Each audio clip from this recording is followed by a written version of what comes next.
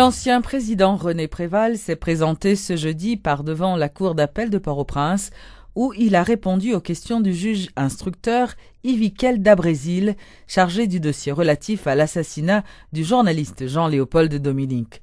L'audience a duré plus de 4 heures, hors micro et caméra des journalistes, et à la fin de cette audition, M. Préval ainsi que le juge chargé de l'enquête n'ont fait aucune déclaration à la presse. Juge Dabrésil, troisième question, vous répondez.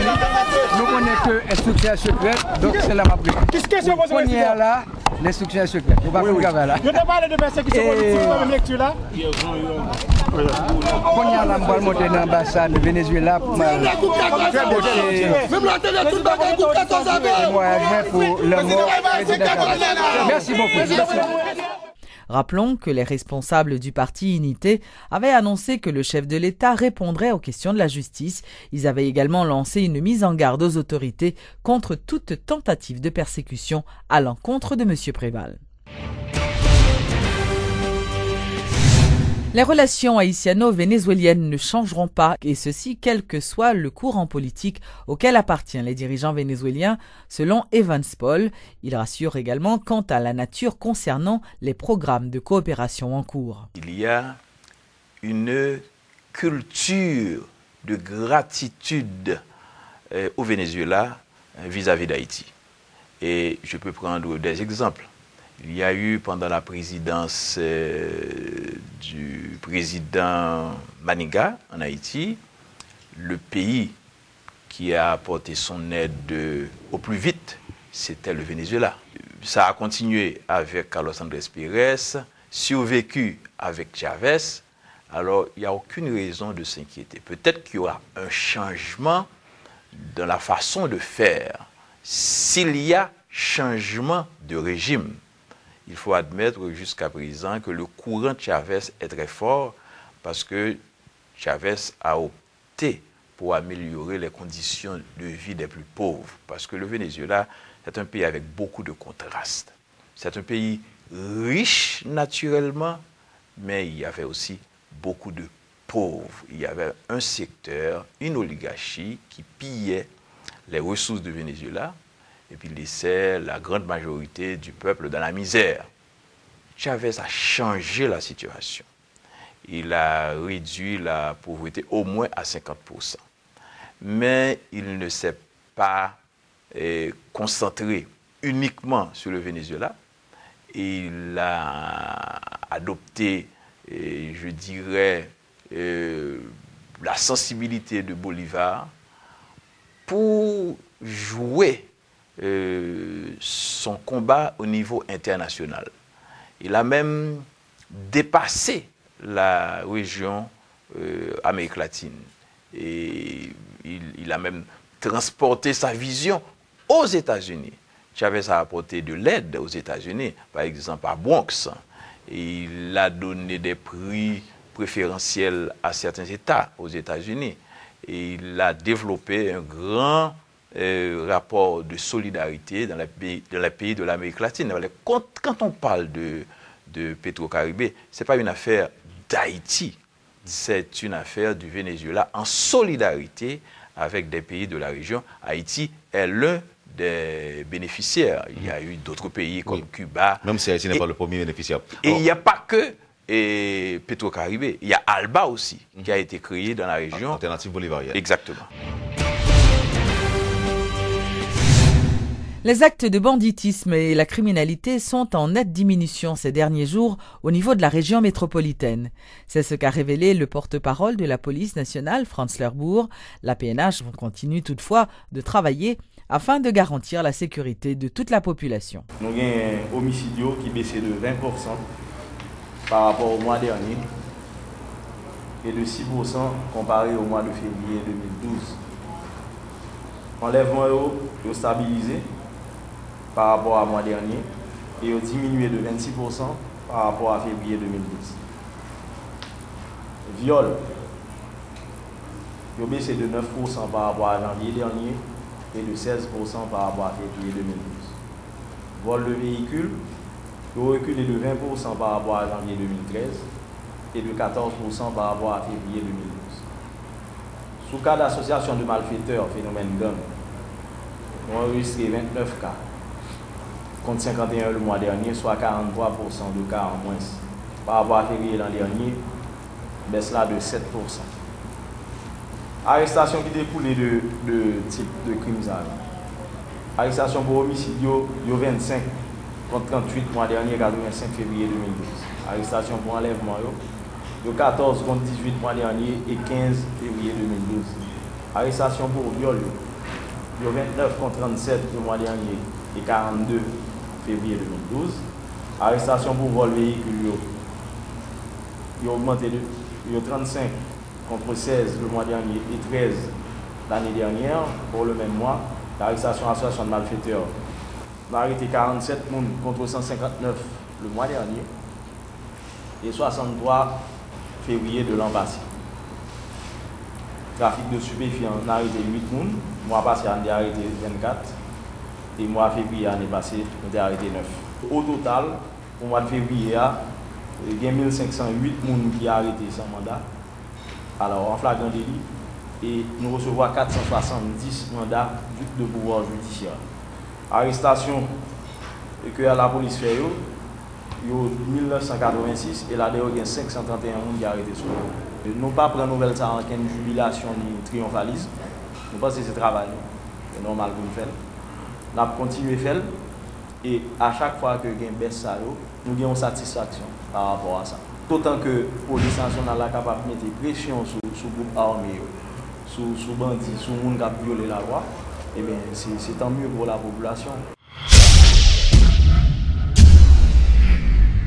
Tenu ce jeudi au Palais national du 2e forum des directeurs généraux dans le cadre de la réforme de l'État.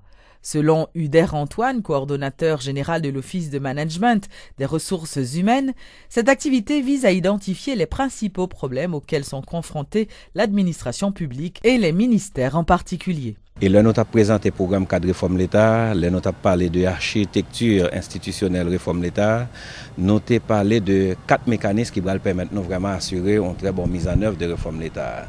Là-dedans, nous avons parlé de Conseil supérieur de l'administration et la fonction publique que nous allons réactiver très bientôt. Primature travail sur lui. Nous avons parlé de OMRH qui a un rôle en termes de pilotage de questions réforme l'État et OMRH qui a un rôle d'accompagnateur, d'encadrement et accompagner le ministère vraiment. Dans le cadre de travail, ça, parce que OMRH pas le faire dans la place ministère. Nous avons parlé de table thématique bailleur que OMRH a présidé, qui actuellement nous fait plusieurs réunions sur lui, qui est un 3e mécanisme. Et puis nous avons parlé tout de comité ministériel réforme administrative que nous fait lancer là le 31 janvier. Côté maintenant, à l'intérieur de chaque ministère, nous avons un comité ministériel réforme administrative qui existait avec 3 membres là-dedans et qui sont une sorte de relais pour OMRH qui sont un mécanisme de suivi et de coordination. Et nous avons parlé tout de forum DGO. Pour qui ça forum DGO? Parce que comme nous pas jamais suspendre répéter, DGO c'est pilier opérationnel. C'est base réforme non même. Parce que pas oublier au niveau de ministère, toute opération ministérielle passe par directeur général. Et nous avons comprendre sans directeur général, c'est difficile pour nous faire réforme atterrir. Et là nous fait genre de forum ça. Dernier nous avons fait remonter, nous avons fait depuis 17 juillet. Et c'est dommage entre-temps, nous pas de temps font l'autre, mais nous déjà pris engagement de conseil secrétariat général primature pour nous faire forum ça à son base plus régulière. Côté que vraiment nous avons essayé de toucher les vrais problèmes, pour qui ça projet pas avancer, pour qui ça certaines fois il des projets pas gain résultat, pour qui ça certaines fois il des problèmes de liquidité, il des interventions du ministère des Finances qui clarifient pour l'autre DGO, mais qui ça pour faire pour éviter ce type de problème ça. C'est un espace d'échange, de discussion, son organe de coordination stratégique de l'action gouvernementale, ça va permettre qu'ensemble, à travers tout ministère, nous essayons de comprendre ce qu'a fait là, nous mettons nous ensemble pour nous vraiment harmoniser l'intervention, pour nous bailler plus bon résultat et à la satisfaction de la population. La commission bicamérale chargée de désigner les représentants du législatif au Conseil électoral a tenu ce mercredi sa première séance de travail sans heure. Les députés ainsi que les sénateurs ont accepté les termes de référence proposés par les présidents des 2 chambres. Ces termes de référence ont scellé l'incapacité des parlementaires à travailler ensemble au sein de cette commission bicamérale. Les députés et les sénateurs devront donc séparément élire leurs représentants devant siéger au collège transitoire du Conseil électoral permanent, le CTCEP. Le troisième représentant du législatif sera désigné par les organisations de la société civile, mais jusqu'à présent, on ignore la formule qui sera adoptée pour la sélection de celui-ci. En fait, ça nous avons fait là, nous gagnons surtout pour nous écrire différents secteurs qu'on cible pour nous capable formellement mobiliser pour dans 4 secteurs pour faire une grande concertation pour entendre sur moun y choisir parce qu'en fait nous étions dans l'idée pour c'est des secteurs qui voyaient moun ba nous et que par conséquent faut secteurs qui identifié faire une plus large concertation possible. Donc n'a écrit n'a vous dit mais qui profil moun nous t'a souhaité, on faut que son moun qui ont une certaine histoire d'engagement dans le pays, faut que son moun qui ont un niveau de crédibilité ou bien de respectabilité, son moun qui fait preuve déjà. Donc n'a défini profil évidemment sans oublier sa constitution a dit déjà pour moun fait partie d'un conseil électoral et qui à partir de ça pour secteur akounien font plus large concertation possible, chercher toute l'autre organisation que le pensez qui t'a intéressé dans parole ça jusqu'à ce que vous fait choix définitif pour envoyer nous pour nous-mêmes nous faire travail là. Pour aider les n'a considérer de comme un repère parce que nous-mêmes nous lier fondamentalement et publication et travail nous à des signaux qui n'attendent de l'exécutif là parce qu'il faut pas oublier accord 24 décembre il était lié plusieurs parties dont exécutif là exécutif là a pris engagement pour changer une ou bien totalité moun yo jusqu'à présent pour qu'on gagne fait il faut qu'on lève un petit douette il était pris engagement tout pour l'aider CSPJ retirer 3 premiers moun qui lui-même était installé il était mis en fonction installé pour le remplacer 3 nouveaux 3 derniers jusqu'à présent ça pas qu'on fait et ben nous-mêmes nous conditionner publication et choix pas nous à ce que nous constatons qu'il y a des gestes clés qui fait dans ce sens. Alors même là où on a fini de travail, même là où le délai est arrivé, ça a écrit clair dans le cadre de référence nous que nous pas publier ça officiellement par président tout autant que pas des signaux clés qui vont dans ce sens. Donc ouais, question 11 ans pour nous, son date repère, son référence liée certainement, mais nous les conditionner à de l'autre bagaille. Lancement ce mercredi par le groupe Rebo de la deuxième phase du projet baptisé Tipilon. Selon Gilbert Gonzalez, Tipilon offre le service du café à la tasse pour les petites bourses et ce projet a pour mission de permettre à tout Haïtien d'avoir accès à un petit déjeuner respectant des normes de préparation et de qualité d'hygiène. En 2009, grâce à un projet à l'époque de USAID qui était un projet Kata, nous avons fait un projet pilote de Tipilon dans la zone Pétionville. Et c'est même projet Tipilon 2009 ça, qui, 3 ans et demi après, juste aujourd'hui, continue à développer. Nous créons des micro-entrepreneurs qui, même chaque matin, viennent chercher chariot, qui viennent chercher stock marchandises pour aller vendre dans la rue et qui a fait des revenus régulièrement, qui ont comme cap entrer dans la poche, cap mettre manger sous table la caillou et voyer ti moun yo l'école, vivre mieux et c'est comme ça que jodi nous réaliser que Tipilon passé dans stade d'un projet pilote, li passé jodi à un produit qu'a vendre tous les jours qui reconnu dans toute la rue Pétionville côté que le te dérapé en premier et Kounyan Rebo comme compagnie confortable pour nous continuer expansion Tipilon dans des autres zones.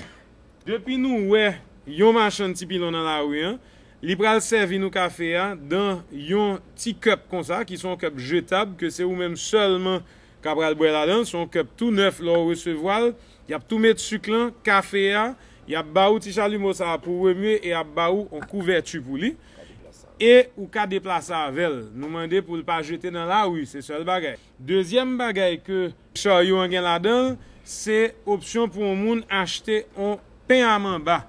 Pain à mamba, son pain à mamba qui préparé dans centre de production noir et qui tout emballé. Certainement, moun qui fait travail ça, li gen gan en main, li gen masse dans figure, li gen tout à fait qui pour permettre nous sûr que produit pas aucune possibilité de contamination. Mamba qui là dans son mamba Rebo qui lié et pain que n'a servi aujourd'hui son pain que nous c'est même boulangerie que nous servi dans Pétionville qui desservi nous également pour ici et nous gain en ce sens un très bon contrôle de qualité. Donc nous inviter tout le monde faire confiance à Tipilon de même que vous fait confiance à Café Rebo depuis 43 ans, qui a servi marché haïtien avec qualité.